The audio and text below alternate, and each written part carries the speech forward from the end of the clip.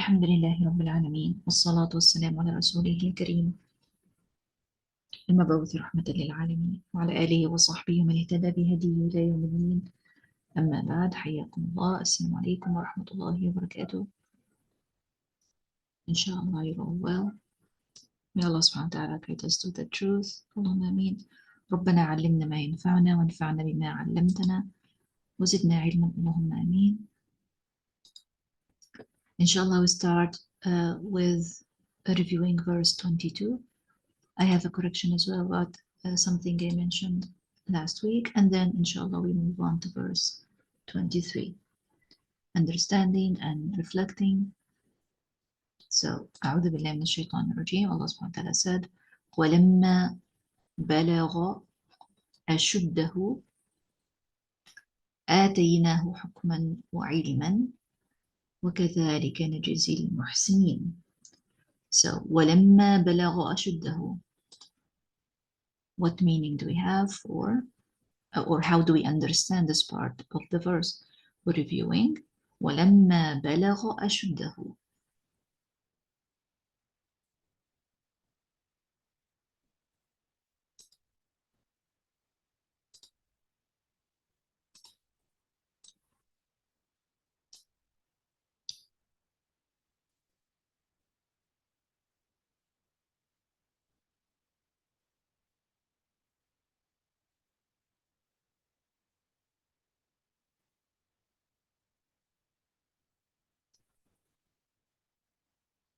Okay, so I'm not seeing any responses. May Allah subhanahu wa ta'ala guide us to the truth. And when he reached, that's بلغ, so ولما, and when بلغ, he reached. أشده.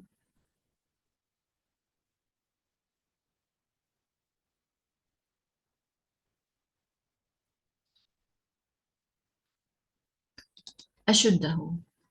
Did any of us have a note for أشده? We discussed أشده last week.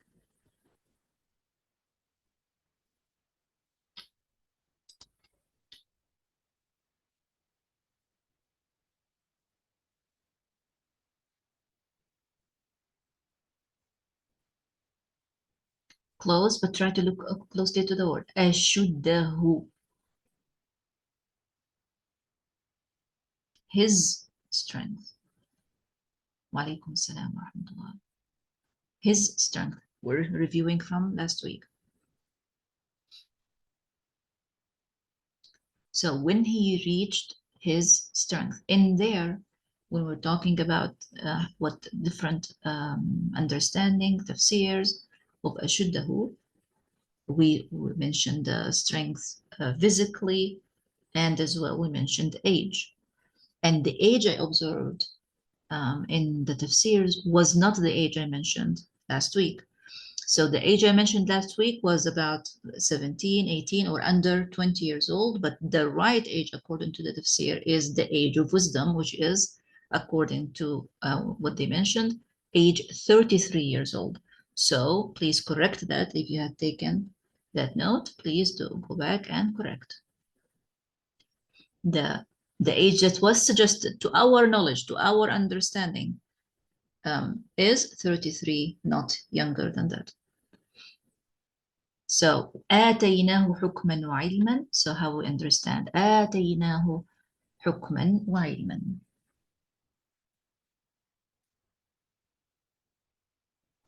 So last week I shared with you a hadith about being in the front line by participating. You're here for Allah subhanahu wa ta'ala. You're here to understand his words. You're here to be closer to him. So if this is the intention, you need to be up front. We cannot use grant if the word doesn't suggest it. So ata usually has a simpler meaning for it. It's not wrong, but it can suggest other thing in English. We gave, that's it. So can you please remove the other one? So we gave him. Ahsanti. We gave him. Hukman, which is ruling and judgment with wisdom. Ahsanti. And knowledge. Very good. So آتيناه حكما وعلما. We gave him حكما, judgment. What would we say about judgment? Or حكما. What is it? If you would explain it to someone else with your words. Here, my sisters are explaining it. Ruling or judgment. What does that mean, ruling or judgment? Judging what and judging who, or ruling who? How do we understand that?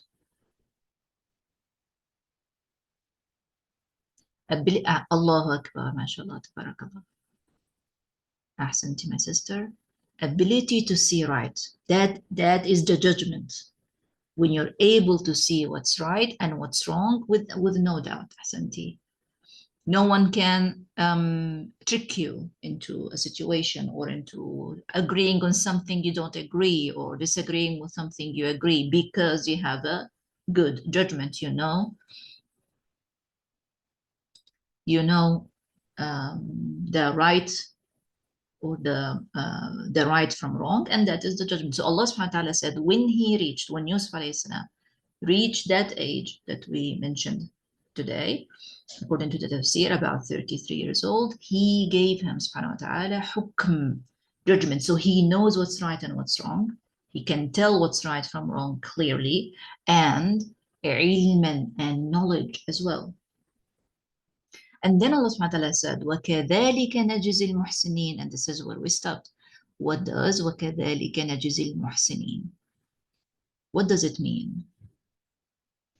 I encourage all my sisters to be in the front line. I encourage my sisters to share, to participate, to clear your intention, all that. And that, I think you meant something else, my sister.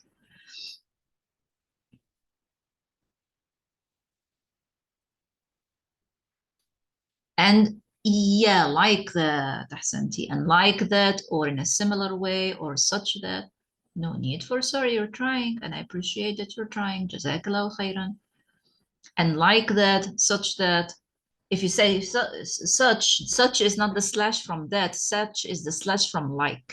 So like slash such that.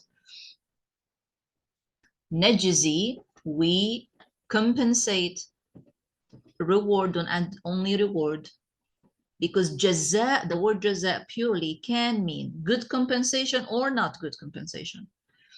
For example, Allah subhanahu wa ta'ala say jaza'ul kafirin. You see, jaza'u can be mentioned in both. So don't say reward only. You can add ahsanti, compensation / reward, of al-muhsinin, ahsanti. Then we spend some time talking about al-muhsinin. Who are al-muhsinin? What does al-muhsinin mean?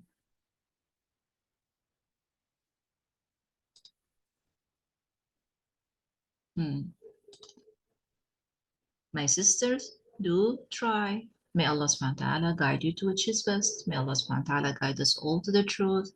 May Allah make it easier for all of us to understand His words and to have clarity.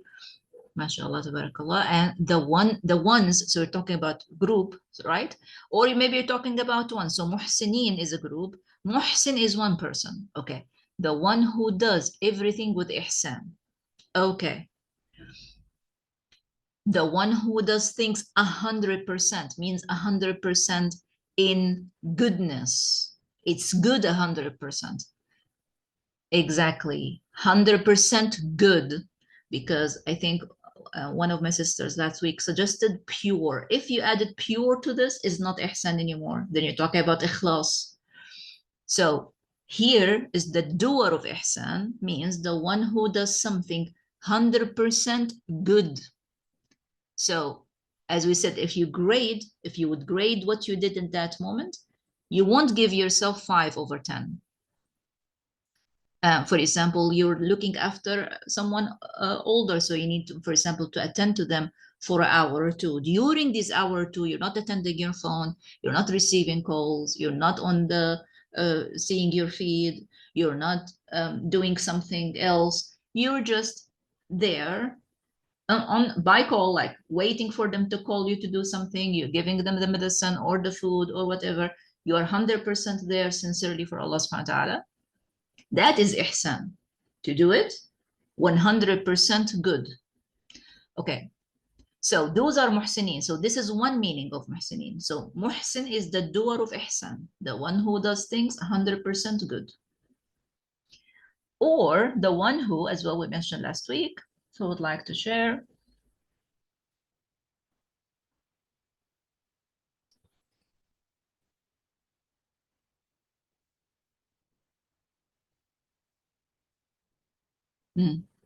Do we have anything else in our notes?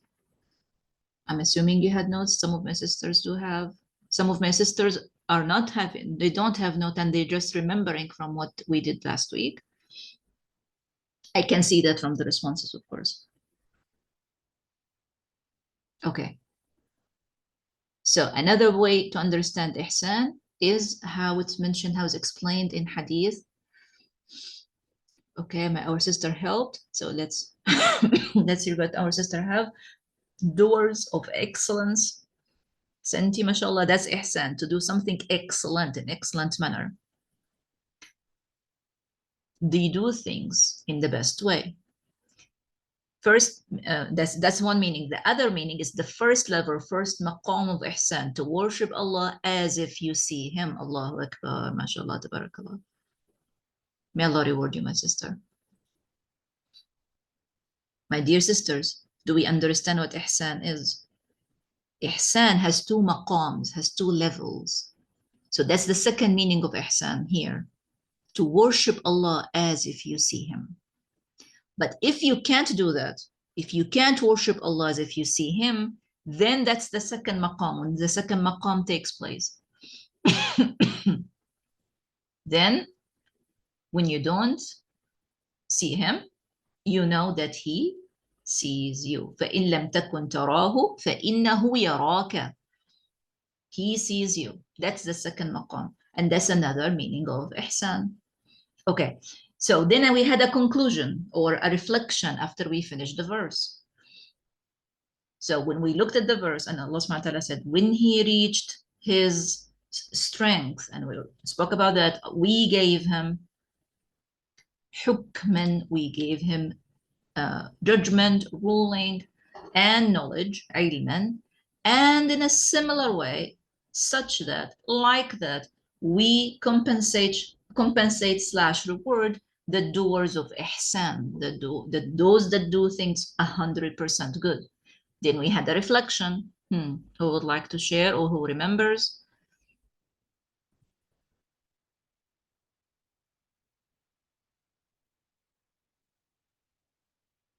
What is our reflection there?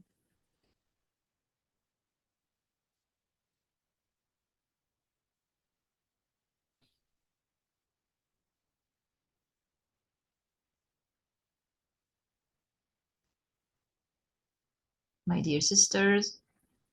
Okay. So one reflection is, if you want to be, or those that you look after or look to educate and raise.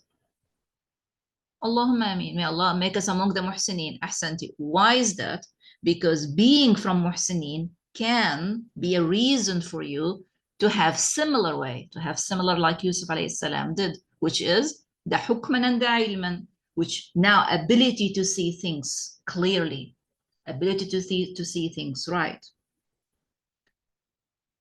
Many would have not unclarity about what they're doing or why are they doing it. And we ask, why are you doing this? Oh, we don't know. I don't know. I don't know means I'm not clear. Why you think this person did this to you? What does it mean that they did this to you? I don't know. Okay, so the doer of ihsan understands why they understand. What is the source of that? How do we know that the doers of ihsan, or those that practice ihsan and have ihsan in their life, have clarity and have understanding? اللهم آمين. اللهم اجعلني. There is a missing ألف before جيم, but أحسنتي. اللهم اجعلني من المحسنين. اللهم آمين. You have to be from al-muhsinin to have the ability to see things clearly and to have knowledge.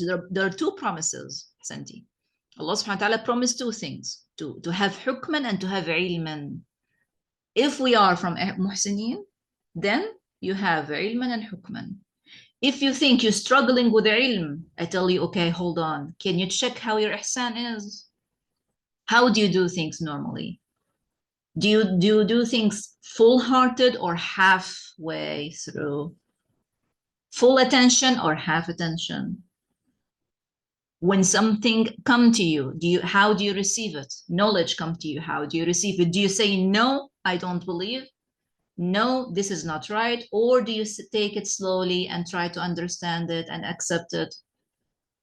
So if you have a struggle with hukman or ilman, and this is another reflection for today if you want to add to your notes. So if someone is struggling with knowledge or struggling with seeing things clearly, then what is the cure according to the verse?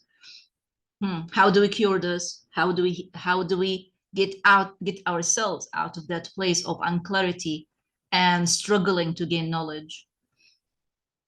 What do we do? Is there a way out?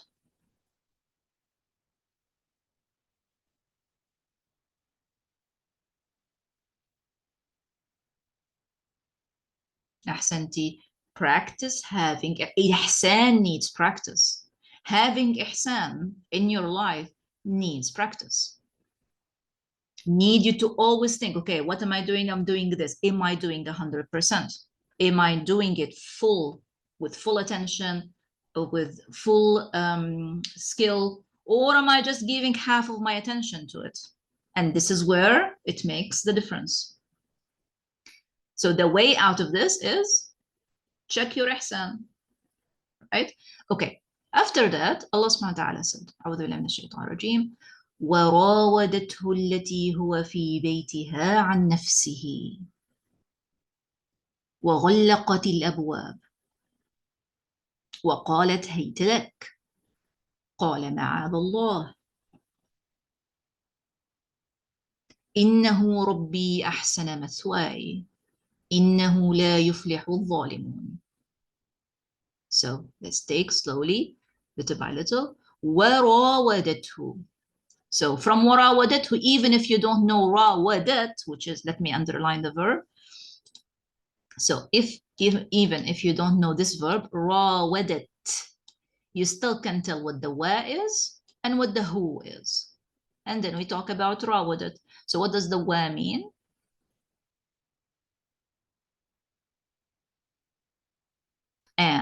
And the who at the end? His or him. Here it's more him. Okay. So it's a reference to Yusuf alayhi salam. The who here is a reference to Yusuf alayhi salam. راودت. What does راودت mean? To it has one context. To ask someone themselves unlawfully. To ask someone to give themselves unlawfully. Sometimes can mean to rawada as well, to ask someone to do something in general. So it has two ways to understand it. Look at the flow and you will know which one is it. So it can mean to ask someone to do anything, but you have to come back to them and try to convince them. Maybe they don't seem convinced with it. Maybe what you're trying to convince them with is not right. But you're going to come back, that coming back to them and trying to let them from having a fixed mind, a flexible mind regarding that issue, that is called murawada. And we're going to see it with this meaning as well in the surah. Another meaning, if it's in a situation like this, there is a man, there is a woman, and we understand from the verb, it's a woman who is doing this action. So she is asking himself unlawfully. So that's what rawadatu. And then Allah subhanahu wa ta'ala hikmatihi, and see how beautiful, the Quran, and the most wise. Allah subhanahu wa ta'ala called Al-Quran Al-Kitab, or Kitabun Hakim, filled with wisdom. Look here how Allah subhanahu wa ta'ala chose to describe her. Who is her, by the way? There was one woman until now mentioned in the whole story. One reference to one woman. Who was she? From the beginning, from verse 1 until verse 22, there is one reference to one lady. Who was she? Ahsanti, the wife of Al-Aziz. Is when Allah subhanahu wa ta'ala said, he told his wife. So that is when the wife was mentioned. So now the only woman, now this is the reference to her. She or her, then Allah subhanahu wa ta'ala chose to describe her like this. Look, التي هو في بيتها. So let's try to understand. What does التي mean? هو and في بيتها.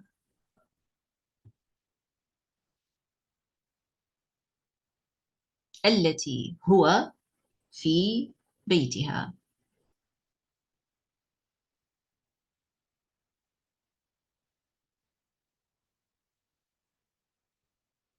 التي, the one, okay. هو, he reference to, he in reference to,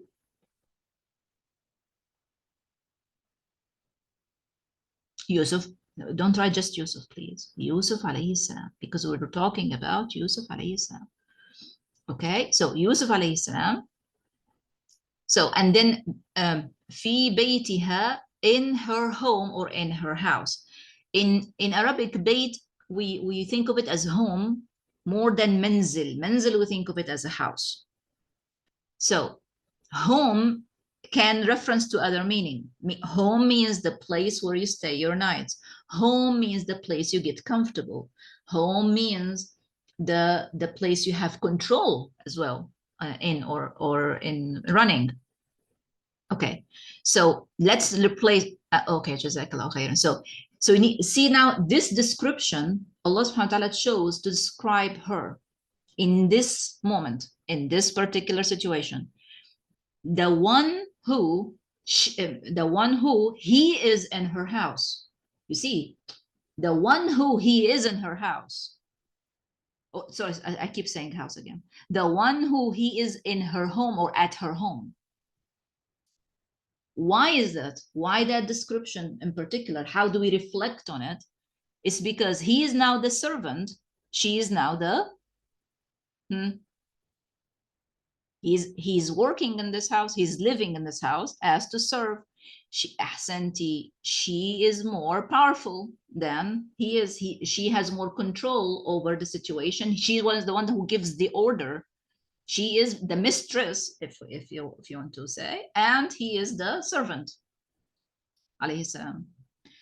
So راودته now, which is to come and as we said, try to get someone or to ask someone themselves. So how do you know if it's now asking for anything or asking for oneself? Look at the word عن نفسه. So now you understand it's not just asking for anything and trying to convince the person do it.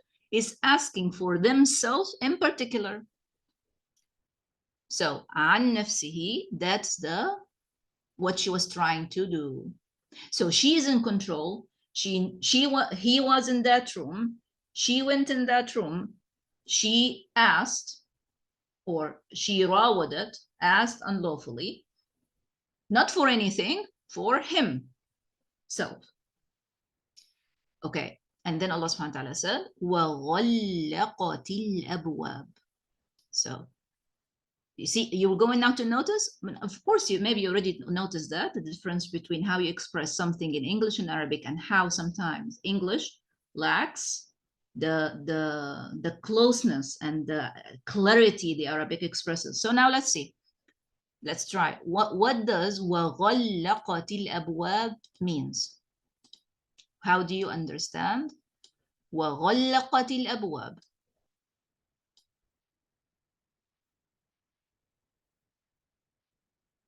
So look here at our understanding. And she closed the doors. close the doors. She closed. It's not the door, it's the doors. It's many. It's not bab, it's abwab. So there are many doors. But what you all said here, it's not غلقت. What you all explained, and of course you will find the translation in English saying the same. No, my sister, the word is أغلق. If you want to use closed, you say أغلق. So we say أغلق الباب. What does أغلق الباب means? He closed the door. Or if it was she, we say أغلقت الباب. She closed the door. It is not أغلقت. It is غلقت. So what do you notice? What do you notice in how the verbs sound like? Let me write it with the ta so you can see. So this is the qaf, but now the qaf looks different. Let me just adjust that.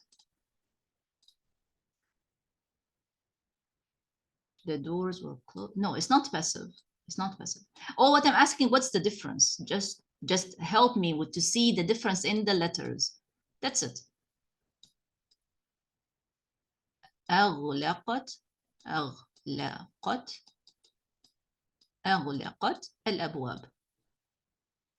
So does that mean the doors were closed? No, it's not passive. It's still active. Okay, let me now help. Now, the difference is not only in the ghain, or I'm saying the letters. Yes, the haraka of the ghain is different, correct. But غلق in Arabic, different than أغلق from using the lam with the shadda. Why? Why the lam with the shadda is used? Because it's not only one bab. So if you're going to close one thing, you use أغلق for it. But she didn't close one thing. She did close. So the action of closing was what? Who can now pick it? The action of closing was repeated. MashaAllah, ahsanti. If she didn't close one time, that would be أغلقت. She closed many times, and that's why the lam has a shadda. So that gives us few things to think about. So the first thing you understand that it wasn't only one bab in that room where he was, alayhi salam. There were many. And houses it's not like nowadays houses. They used to have more than one entrance or more than one exit, according to where this room is leading to. So this room could be, for example, leading to 3 other rooms. So they used to have a door between every other room and this room. So first thing we understand that there were many doors.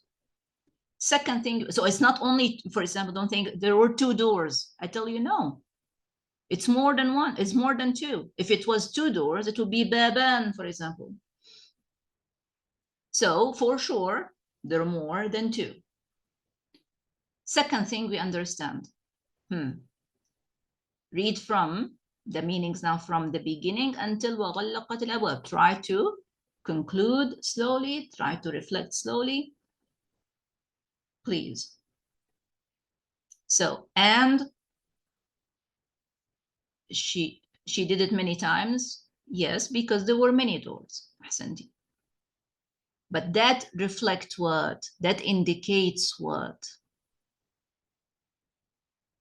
This is what the reflection we want to take away. So, and the one who he in or at her home asked him unlawfully for himself.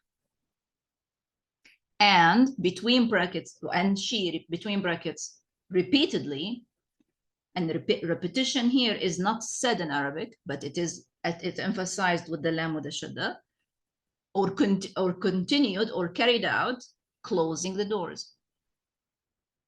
Ahsanti Dawood, Jazakallah khairan. She is determined. She's not going to allow him to leave. It's not only one door that she closed. She is closing all the doors. Okay. She wants to keep him inside that room. أحسنتم. Okay. Okay. So first, the intention. Second, the action, which is closing the doors. But is there a third? Yes, she as well said. So not only the intention or the approach or the action of closing the doors and him alone standing there not expecting what's about to happen, she as well said وقالت هيت لك. وقالت هيت لك. So هيت can mean few things in Arabic. هيت alone. هيت can mean come. And in Arabic, this can be used. هيت can mean come. And هيت can mean I have prepared myself. All that is not you cannot see it in هيت, but it is another way to use هيت. So هيت can mean come, or هيت can mean I have prepared myself. So add both. Come / I have prepared myself, and then after that you have لك. لك. So what does لك mean?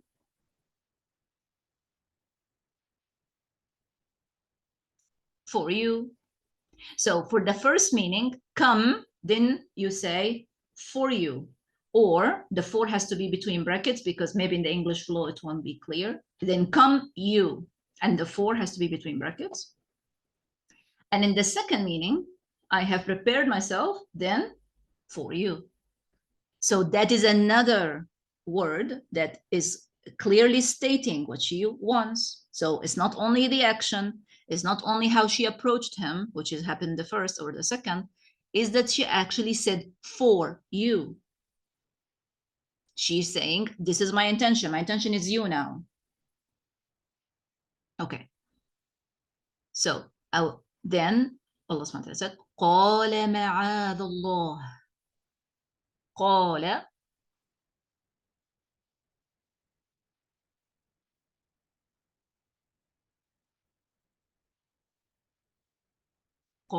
he said. That's now his response. So he didn't do action. He responded in words. معاذ الله.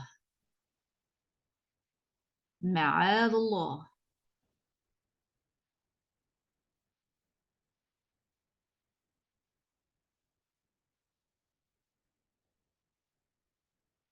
So I seek is not there. معاذ is not a verb. معاذ is a noun. So it's like, if you add I seek, add it between brackets because it's not there. But for the English flow, you will need a verb, of course. But it's like seeking, I am, or I between brackets, seeking the protection, the refuge from Allah subhanahu wa ta'ala, or with Allah subhanahu wa ta'ala, or by Allah subhanahu wa ta'ala. Or may Allah protect me, give me refuge, give me protection. Protection, refuge. Okay, ma'ad Allah. So these words reflect what? I agree or I disagree. These words now coming from Yusuf alayhi salam. And remember, Allah subhanahu wa ta'ala gave him hukman, so he knows what's right and what's wrong. Wa ilman, and knowledge, so he understands what's happening. He's disagreeing, he's saying ma'ad Allah. I seek refuge by Allah. Okay. So before approaching to the next bit, because we don't have much time, and there is an important reflection here for those who attended and following from the beginning of the surah. This is the, according to what you were going to read in the tafsir, inshallah, this is the second, what we can call in Arabic, mihna. Second mihna that Yusuf alayhi salam is facing. So if I say second mihna to you, do you understand what that means or what am I referring to? This is in the story, until here, verse 23, until Allah subhanahu wa ta'ala said, Ma'adallah. That Yusuf alayhi salam said, Ma'adallah. Mihna ahsanti, hard time, hardship, trial. That's mihna. And when someone is in mihna, means it's a lot of pressure. It's a lot of it's hardship. They have to face it. They have to contain themselves. They have to have sabr with it. However, this mihna is different than the first one. And from that, we're going to draw a conclusion about the mihna that happened to us as well. So what is the difference in the nature of this mihna, of this trial, and the previous mihna, the previous hardship test that Yusuf alayhi salam went through?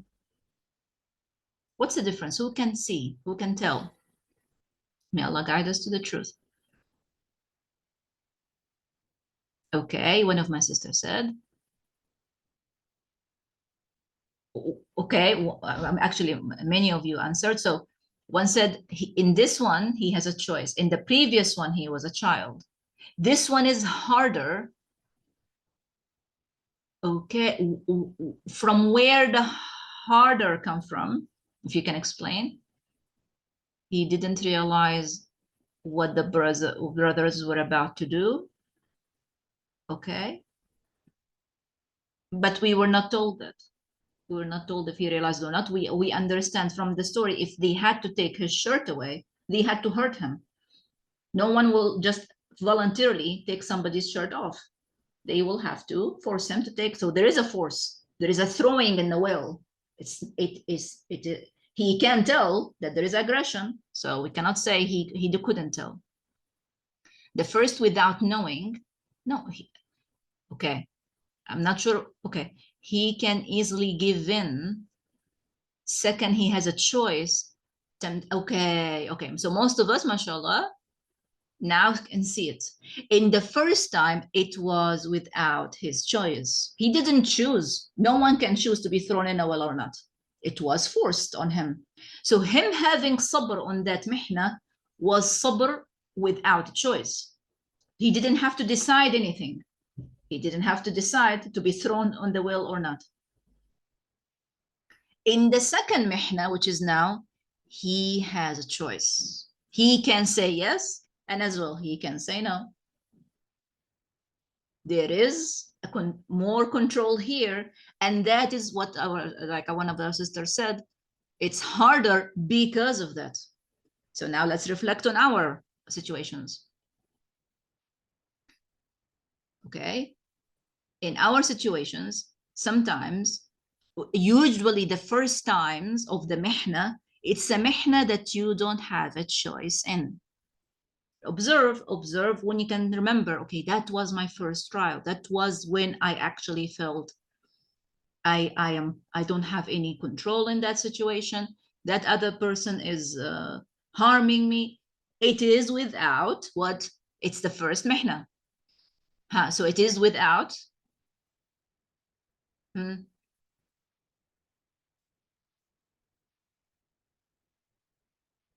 You don't have a choice in it.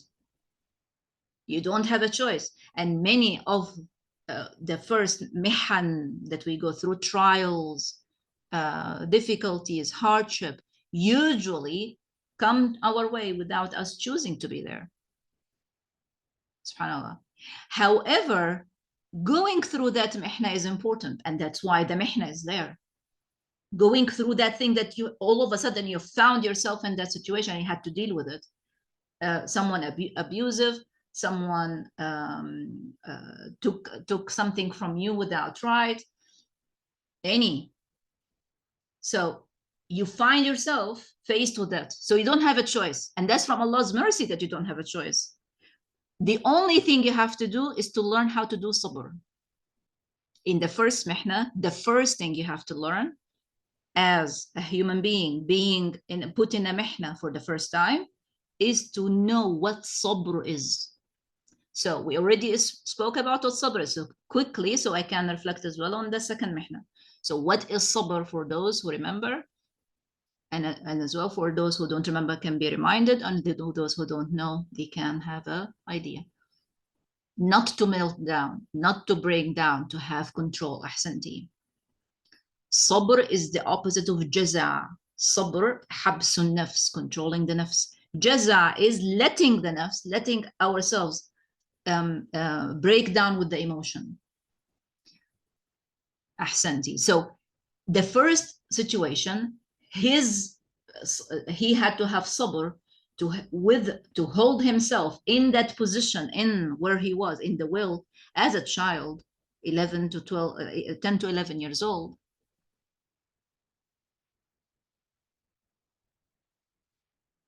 Sabrun Jamil is what Yaqub alayhi salam mentioned.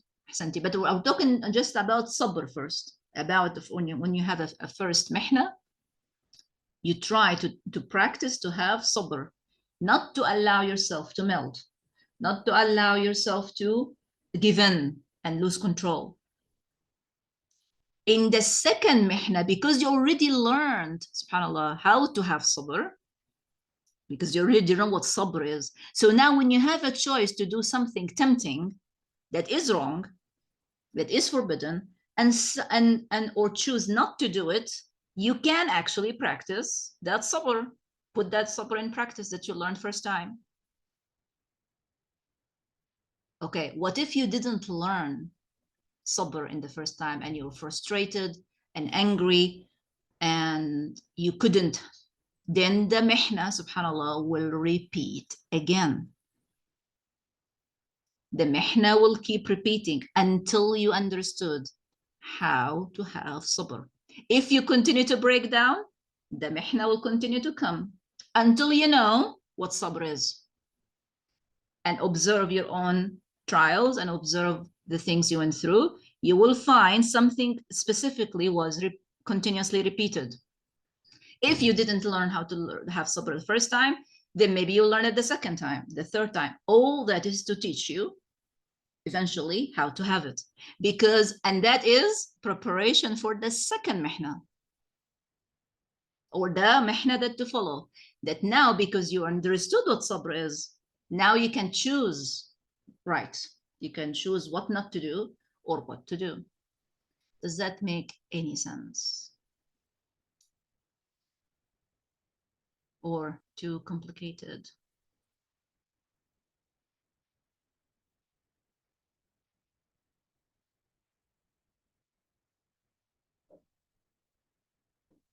Okay, two of my sisters said yes. What about the rest of my sisters? Was that too complicated?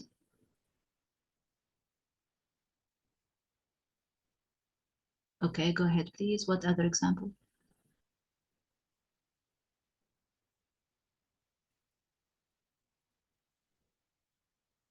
Of what? Of the mihna, the first mihna, the second mihna? No, it's only on the text, please.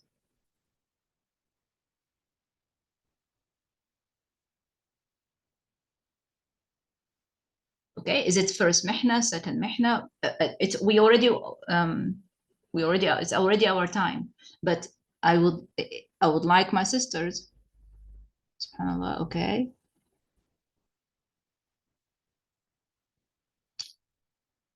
Getting married is with a choice. Getting married is with choice. No one, unless someone forced you were forced to get married. If you were forced, then that is the mihna. So if you said I got married, means I had a choice to get married.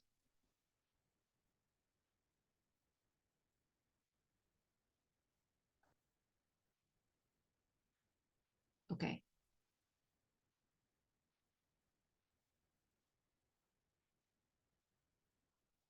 Okay, so what I'm trying to say,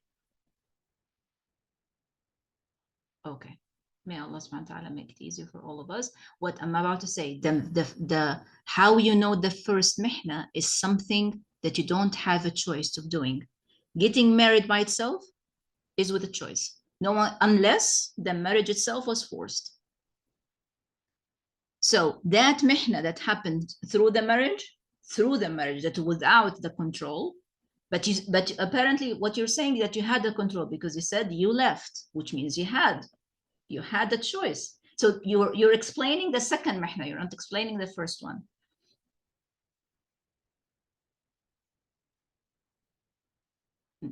Yes, and that's where sabr can come, but you have a choice always. You don't know, but when it happens, you have a choice. What you're explaining in this case is the second mihna, it's not the first one.